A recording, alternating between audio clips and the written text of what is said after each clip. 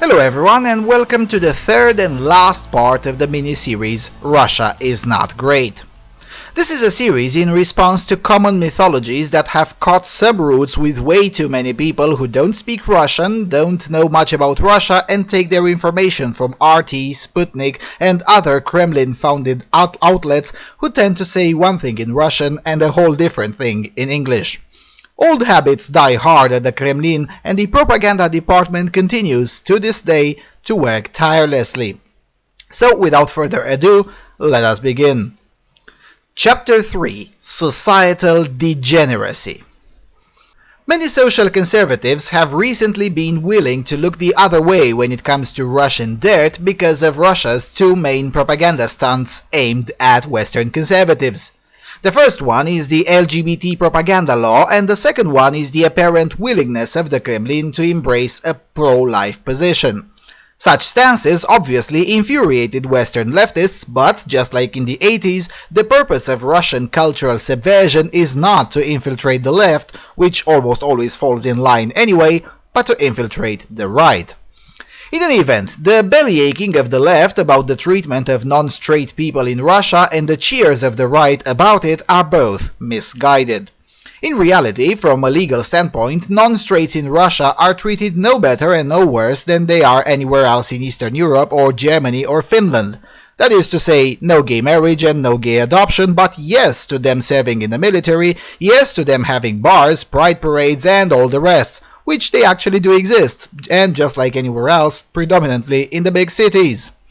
Now, with that said, like anywhere else, there is the legal or the de jure situation, and then there's the factual or the de facto situation.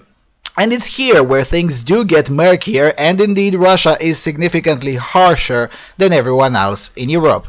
The oft-cited propaganda law is basically saying that you can't have LGBTist propaganda in schools. Now, no matter how you feel about this, such practice is not exactly new, nor is it specific to Russia. In practice, guidelines with similar end result exist all over Europe, including Germany, Poland, Hungary, and other places that have a general restriction on sexualizing material to be presented to children. Again, with that said, in practice, many areas of Russia do go one step further and use the law as a justification to beat up random gays or to simply be an asshole to the first fag you meet.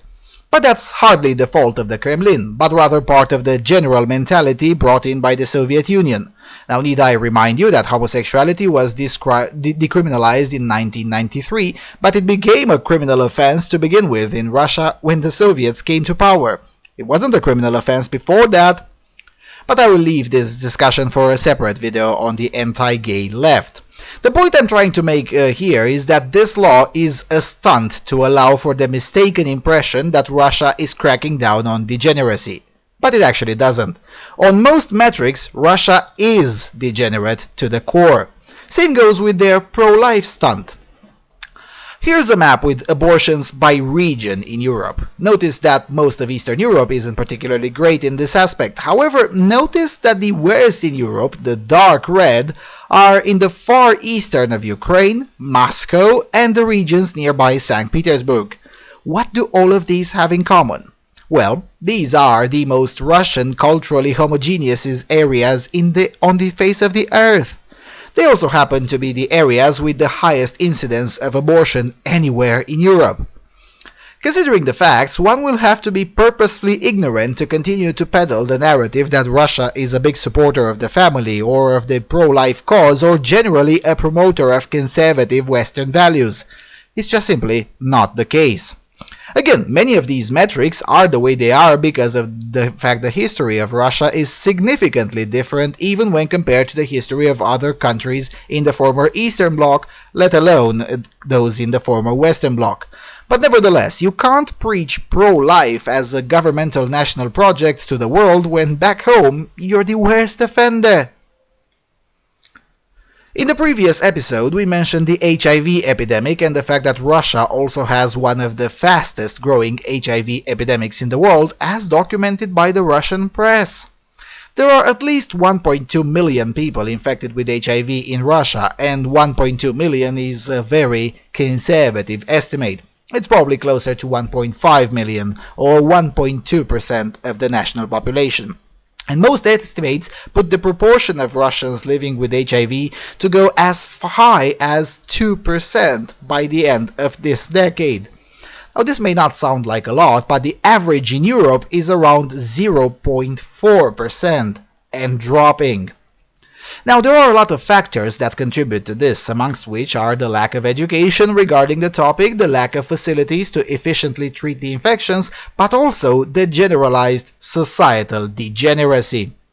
I mean, yeah, sure, the state can be blamed for lacking a functional program to deal with the HIV epidemic, but the HIV is not an airborne virus. It's transmitted mostly via degenerate behavior most of the time, such as casual unprotected sex, particularly homosexual, sharing the needles amongst junkies, and from infected mothers to their offspring.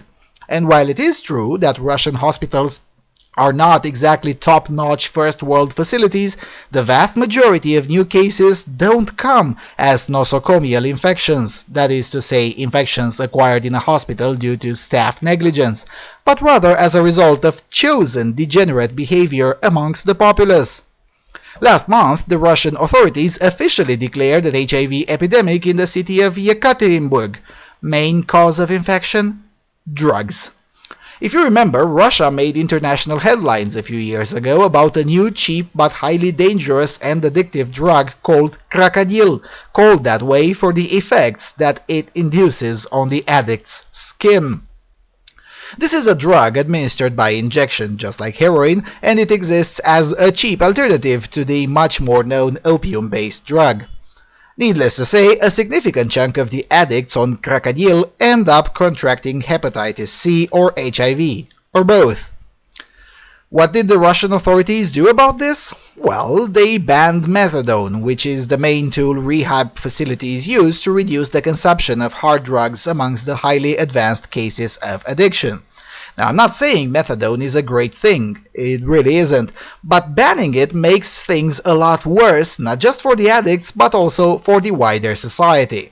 Put simply, it is better to have the hopeless cases of rehab facilities hooked on methadone in a controlled environment than to have them on the streets thinking about where they can get the rubles necessary to get their next heroin or worse, crocodile dose. Both choices are bad, but one is worse in terms of negative externalities upon innocent people.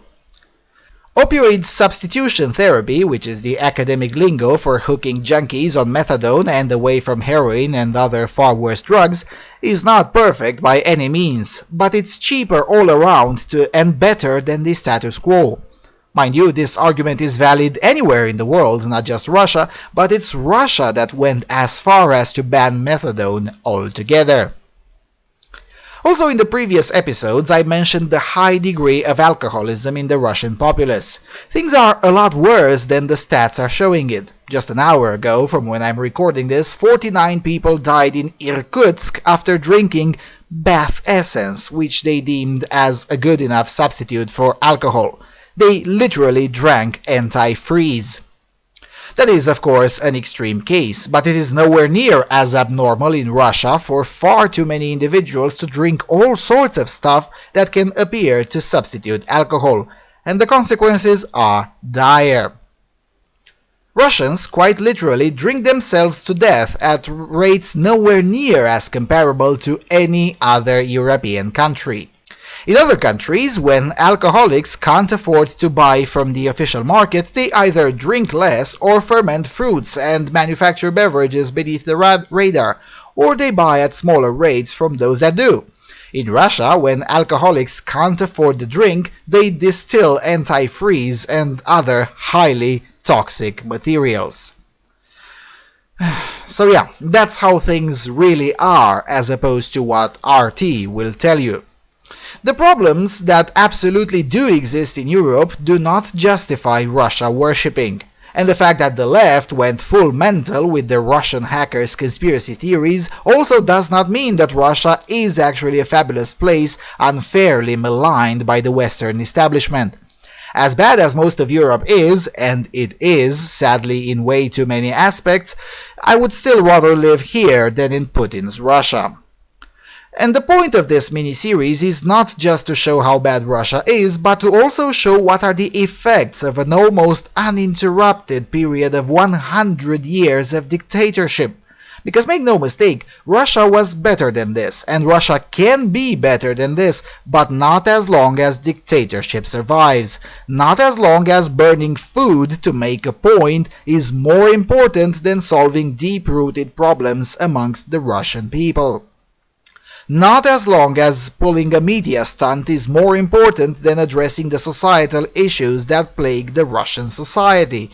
None of these can be solved under the current framework, not as long as in the highest echelons of power and increasingly in the science academy persists the belief that condoms are an American imperialist tool to weaken Russia.